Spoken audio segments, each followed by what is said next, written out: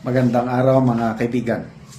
Bigyan natin ngayon ng opinion, reaction itong post ni Ang Balita Ngayon tungkol sa umiinit na bangayan ni na Congressman Pulong Duterte at Congressman Abante. Nag-ugat ito dahil sa mga flood control projects. Una, si Mayor Baste Duterte, sinabi niyang palabas lang yung ginagawang investigasyon sa flood control projects ng Marcos administration. So itong Congressman Abante, bumelta, sabi niya magkano ang pondo ng flood control projects ni Congressman Pulong Duterte sa Davao ng panahon ng tatay niya. Ayun, sumagot din si Congressman Pulong. Ito ang kanyang sagot niya. Kung gusto niyang malaman ang eksaktong datos, yung pondo ba sa DPWH, inuutos ko na magbigay ng opisyal na impormasyon ang DPWH district at regional offices. Yun. Pinagbigyan. Gusto mong malaman? Sige. Papadalhan ka namin ng datos. Magkano ang pondo sa aking distrito? Paano yun? Mariin ding sinabi ni Congressman Duterte na bawat Davaoenyo ay pwede ring humingi ng datos mula sa DPWH. Ayon kay Duterte, maayos ang implementasyon ng lahat ng pondo at proyekto. Wala namang nagbabagsakan ng mga flood control projects dito. Wala din mga ghost projects dito. So, hindi katulad sa Metro Manila, Bulacan, Batangas, Oriental Mindoro, Occidental Mindoro. Ang daming mga palpak ghost projects. Iloilo, mismo Pangulo na ang namamasyal, nag-i-inspect sa Benguet. Grabe. Okay. Tila hinikayat din si Abante na huwag ikumpara ang baha sa Davao at tiniyak na bawat piso ng pondo ay naipatupad ng tama. Kung may bahaman dito sa Davao, humuhupa din agad. Correct. Hindi tulad ng swimming pool ninyo sa lugar ninyo. Matagal humupa. Hindi rin nakalimutan ang kontrobersya kay Abante tungkol sa kanyang posisyon sa Kongreso. Ito na, matinding banat. Saan ba ito? Dalaya. So ito ang tanong. Ito ang tanong ni Congressman Pulong. Dapat ba tawagin siyang congressman kung hindi siya nanalo sa boto sa kanyang distrito? Kung pastor siya, pastor ang dapat itawag, hindi congressman.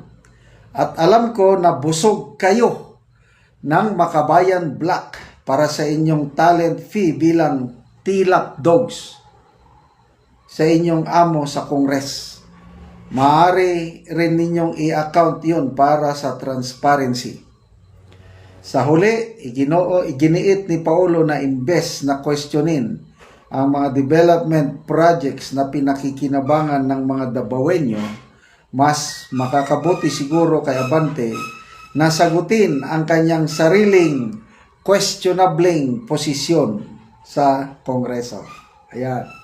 So, nautingkay tuloy ang kanyang second placer congressman. Magbasa tayo sa mga comments.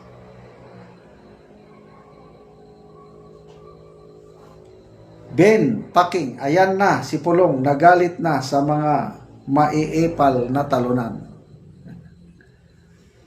Jose Sortida, well said, the true congressman. Ano yung masasabi mo, Pastor? Paul Borja Castaño, first runner-up, congressman. Clemente Lolo Jr., umatras ka na, Abante. Cesar Janopol, yes, pastor, tawag sa kanya. Mayroong Meron akong nabasang post sa kalimutan ko na. Sabi niya, ako, Baptist ako. Kasi Baptist itong si Congressman Abante. Ako, Baptist ako, kailang nandidiri ako sa Congressman Abante na yan. Kailan ba yung nung 19th Congress na nung tinawag nila si Tatay Digong sa Congress, investigasyon sa war on drugs. Nako, ibinoyboy niya ang pagiging bishop niya, ibinoyboy niya na yung mga tulong niya kay PRRD. Nakakatawa yung mga ganong birada. So, anyway, mainit na usapin, flood control projects, at ako bilang taga Mindanao, saksi ako sa pagdating sa infrastruktura sa Davao. Wala ka talagang makita doon na mga substandard. At saka walang EPAL. Wala yung mga karatula na project of Congressman so and so. Wala. Kakaiba talaga ang Davao. Ayaw nila yung ganun. Kaya panahon ni PRRD, ayaw niya yung mga ganun, mga tarpi-tarpulin. Kahit si BP Sara, nung DepEd Secretary pa siya, pinapatanggal niya yung mga tarpo-tarpulin sa mga DepEd officers. Yan ang tama.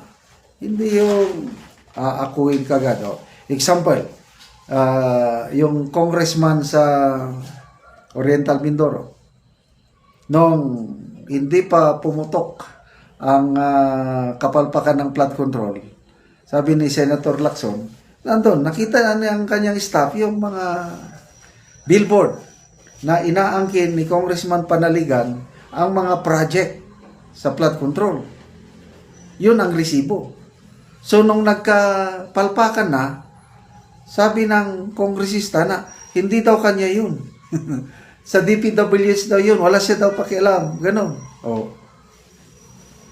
Hindi niya may tatanggi dahil nakalagay sa billboard na project niya yun. Pinunduhan niya yun. So, ay nako, kailan ba magkakaroon ng resulta itong flood control investigation na hanggang ngayon wala pang klarong ano. Kaya hindi natin masisi si Mayor Baste na sabi niya na palabas lang, public relation lang. Kasi nga, why klaro na investigasyon hanggang ngayon. Sana magkaroon na ng direksyon yung tunay ba na walang sasantuing investigasyon para makasuhan, makulong ang mga nanluloko ng nangungurakot sa pundo ng taong bayan.